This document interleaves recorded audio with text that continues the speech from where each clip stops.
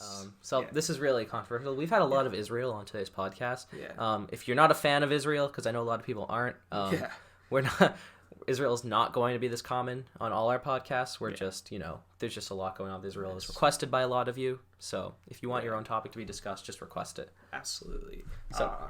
So Josh, this conflict there's a lot of history involved, a lot of tension between the Palestinians and Israelis. It's really confusing. So why don't you shed light on this issue and explain it to me and explain it to our humble listeners.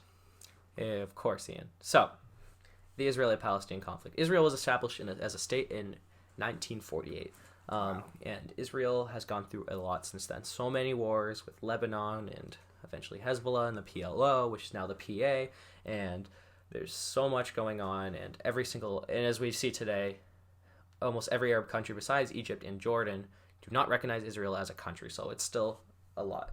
So Israel became independent in 1948, like I said, but their War of Independence was from 1947 to 1949, according to the official website of the Israeli government. And in that war, every single Arab country literally attacked Israel and tried to wipe it out because they don't recognize it. They think it's their land. You can't just declare a country in the middle of all this Arab territory. That's a Jewish state. Like, that doesn't make sense. And so they attacked Israel.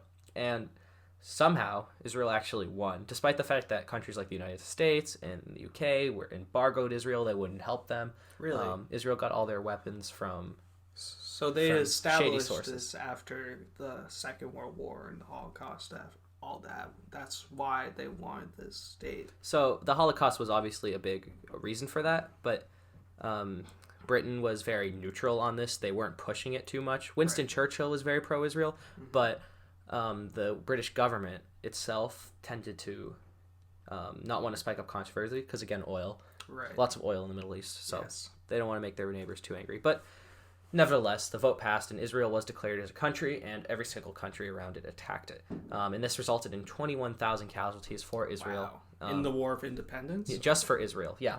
Wow. And 6,000 of them were killed. Israeli soldiers were killed, which means 15,000 were wounded or hurt. So that was a lot. But somehow Israel won. And so they established themselves as a state. And grudgingly, the Arab countries accepted this for now. But they're really just trying to regroup and remobilize for their next attempt to attack Israel, because none of them recognized it. Egypt and Jordan still did not recognize Israel. Interesting. But they eventually would after the 6-Day War. Oh. Which is the other really Was it major really war. 6 days? It was 6 days. Wow. It was, and in that war, Israel doubled itself in size, I believe, and it annexed places like the Sinai Peninsula, which is right next to Israel. It's currently part of Egypt, and they annexed the Gaza Strip and the West Bank. And the reason this started is because Egyptian President Nasser of the time, he was the president then, piled up troops on the Israeli border. He essentially took control of the Jordanian army, which was also piled on the Israeli border. Right. He was threatening to embargo Israel by cutting off its access to the canal, and the city of Israeli city of Elliot would no longer be able to import stuff. So Israel was surrounded by enemies, and it was in a lot of trouble. And so Israel desperately technically started the war by attacking first, and they launched an attack on the Sinai, and they took it right away. It was a surprise attack. They weren't expecting it. And the Arab armies, they had way more people, but Israel was fighting for its life. So a lot of people say, yes, that's why Israel won, because they were so desperate. They had to. There was no other choice. And so Israel was able to push them back. It took the Sinai, took Gaza and the West Bank. And in return for peace, Egypt was given the Sinai Peninsula. Israel said, you can have the Sinai Peninsula back, but in return, you have to recognize us as a country. So Egypt accepted that, and so they made that little exchange, and there you go. Quid pro quo. Yummy. Yum. And so Syria was firing rockets into Israel from the north. That's another reason why Israel was really wanted to start this war. You're telling me somebody was firing rockets into Israel? Yeah. That's unheard of. Really unheard of. Totally don't see that today. Yeah. And we got some vice versa in the Gaza Strip. Like, Israel's also firing rockets back. This is true. And so Syria's firing rockets into Israel, so Israel's just, they're not in a good position. So they start this war, right? And Egypt, of course, expelled the UN emergency force in Sinai, which was there to essentially regulate it. So that's why Israel actually started it. But eventually Israel takes all this territory, they give it back to Egypt, the Sinai, and Egypt recognizes Israel as a country. And then Egypt offers peace to Jordan, and they say, you can have the West Bank back, because Jordan was illegally occupying the West Bank. But Jordan said, no, we don't want the West Bank, but we'll recognize you as a country. Okay. So the West Bank just kind of became it was just there. It wasn't recognized as Israeli territory. It still isn't today, but it wasn't recognized as Jordan territory because, again, Jordan was illegally occupying it, so it still wouldn't have been.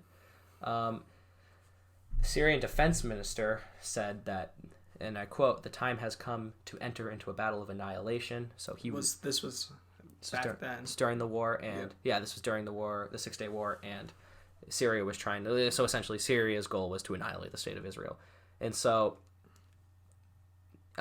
they weren't actually willing to negotiate peace with Israel. Israel offered them the Golan Heights, which is in northern Israel, to Syria in return for recognition. Israel did this lately with Assad, is what I mean by this. Israel lately, President Bashar al-Assad of Syria was offered the Golan Heights, which is the most northern part of Israel, in return for peace and recognition, but Assad rejected it, so Israel and Assad are still going through a lot of tension today in Syria. And so there were some repercussions on both sides for all this stuff going on. Thousands and thousands of Palestinians were expelled from their homes in both the War of Independence and the 6-Day War, and they were forced to leave their homes by the Israeli army. They kicked them out because Israel didn't want them in the way. They wanted to take their positions and fortify because, again, their country was like on the brink of annihilation. And the Jews suffered the same fate in their home country. So there were mass exoduses. All the Jews were expelled from all over the Middle East to Israel, and it was a vice versa for the Palestinians. Wow. And so that's where the controversy comes in today, because the Palestinians are essentially saying, you exiled us, we want to have our home back.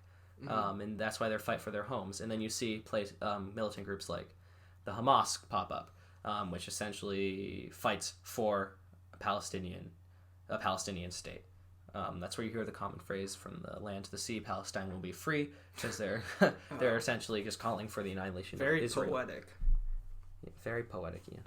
Glad that's what you got out of this. And so, so there was a big mass, almost reverse exodus, and a lot of people got hurt, and it's still going on today. And so you have all these Israeli settlements going on, and the Palestinians without a home because they think Palestine should be their home because they were there for a long time. Although the Jews have a biblical claim to the land because of the Bible and the fact that the kingdom of Israel did exist under King David and King Solomon. But at the same time, that was thousands of years ago, and the Palestinians are saying, we've been there for thousands of years after that, so, I mean, you got to give us a chance. So that's where most of the tension comes in, because the Jews have a biblical claim, and there were Jews there. Like, there was a mass immigration to Israel by Jews, especially when Germany started to become very anti-Semitic, and France started to become very anti-Semitic, so people started to migrate there in masses. So there were a lot of Jews there when Israel was established. So today you see conflicts with Hamas and Hezbollah, which is a militant group in southern Lebanon, defending the rights of Palestinians, although both of these are classified by the West as terrorist groups. Although Hamas and Hezbollah are funded by Iran, which is Israel's arch enemy. They do not like each other. Like Batman and Joker?